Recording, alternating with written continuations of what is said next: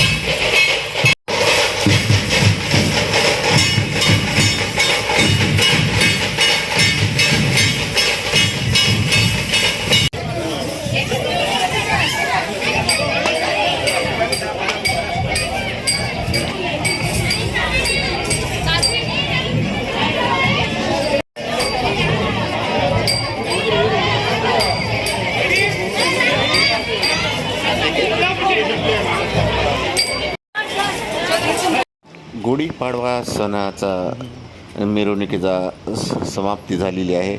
त्या पश्चात मी माझे दोन्ही माझे स्कूटर आणि कार याला धुवून घेऊन याची पूजा करून त्याला हार घातलेला आहे. आणि तुम्ही हा व्हिडिओ पाहिल्याबद्दल तुमचं सर्वांचा धन्यवाद.